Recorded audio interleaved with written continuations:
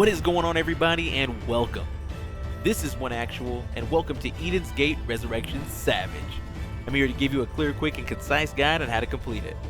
Before I do, understand that there are actually many ways to effectively run these mechanics, and this is just my flavor on it.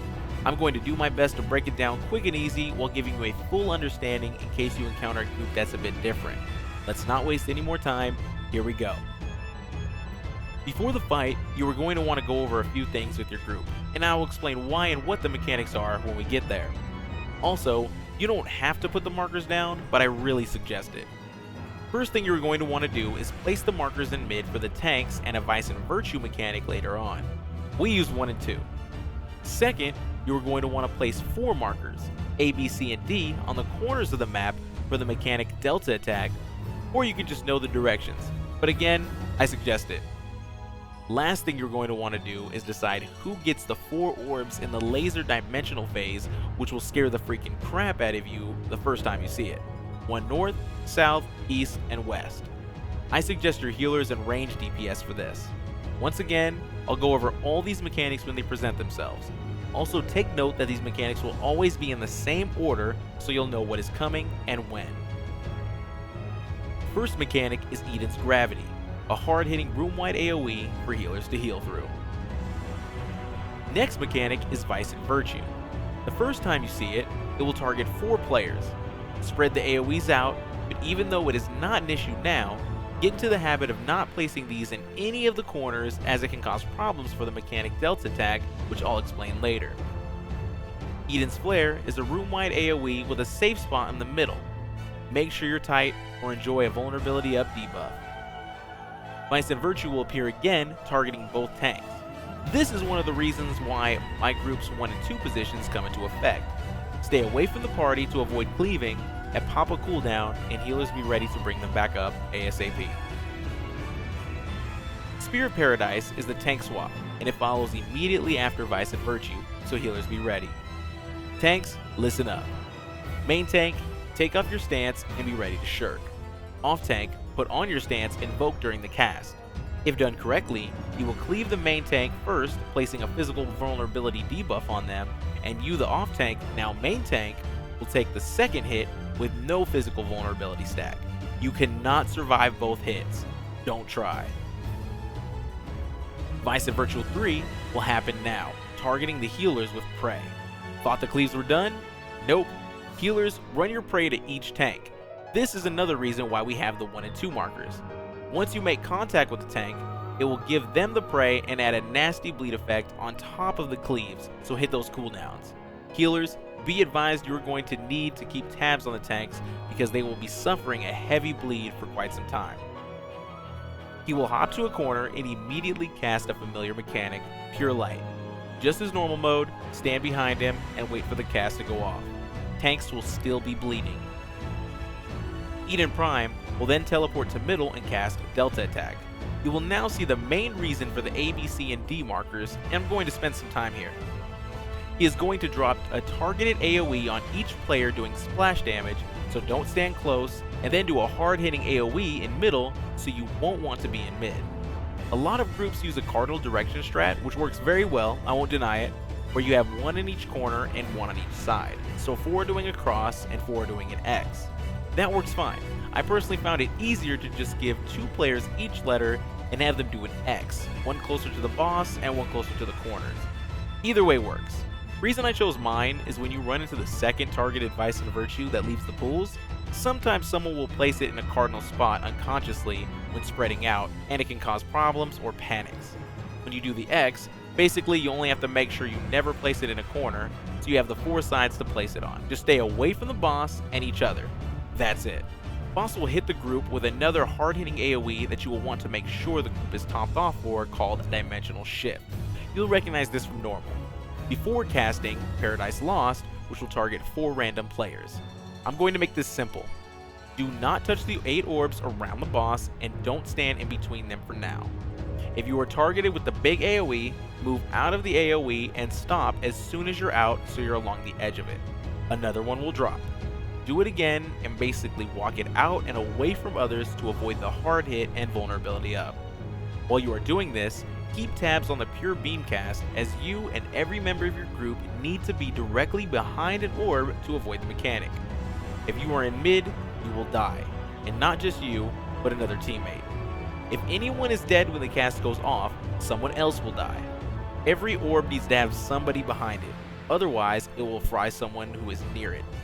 Wait for the lasers to go through mid and do a hard-hitting AoE, and be ready for the mechanic Pure Light, which you have seen before, and immediately move behind him.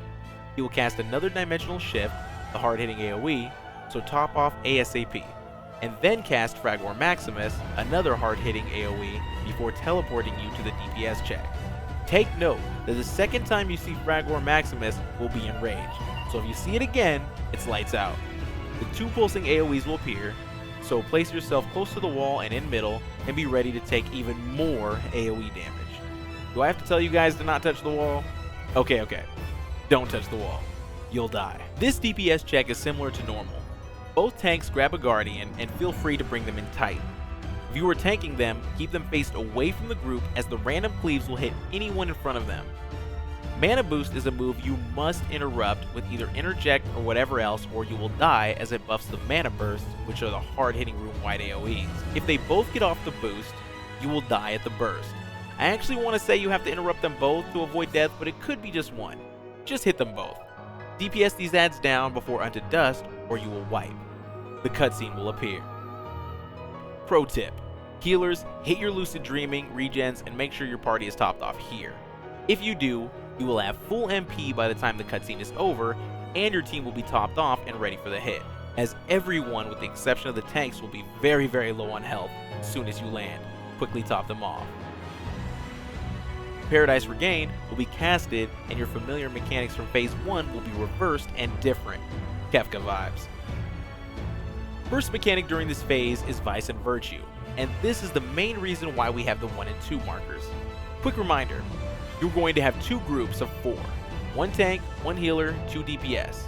I don't know if it has to be that way, but for the sake of my guide, yes it does. Stack tightly with your group and absorb the damage. This mechanic is iffy. I've died to it a couple times randomly. Just make sure you stay for the full duration, because 236k damage is no fun. Another Vice and Virtue will spawn immediately and target your 4 DPS. Reminder, this is another mechanic you'll want to discuss at the beginning of the fight, so pair each DPS with each tank and each healer and spread out. Absorb the damage, and healers be ready to top everyone back off. This version of Delta Attack is a bit different, and another small reason why we use the 1 and 2 markers. Tanks stand in front of Eden Prime, everyone else behind, and everyone close. Delta will hit the tanks with Regained Thunder, a hard-hitting tank buster, and the other party members with AoEs. You stand on the outsides, you will die. Just remember, this is the second time you see Delta Attack. The next Vice and Virtue will target both healers, but this time, you do not give it to the tanks. For this, you will want to give it to the DPS, as it causes magic healing down, poison effect, and physical vulnerability debuff that will last a short time, but enough time for another Spear of Paradise, which is the same tank buster tank swap from before, so you can see why you shouldn't give it to the tanks or have the healers keep it. The next dimensional shift will appear, and this is the mechanic that will blow your freaking mind, so I'm going to spend a lot of time here. Let me explain. Remember earlier when I said there is a mechanic you will want to talk about who does what at the beginning? Here it is, Pure Beam. 4 orbs and 4 arcane spheres will appear. The orbs will have the rotate mechanic, the spheres will have the meteor mechanic. 1 meteor will wipe the group, so DPS has to be fast, but these are easy to burn down. The orbs will have the 4 rotating either clockwise or counterclockwise randomly, dictated by their color. Watch closely, this is a lot easier than it looks.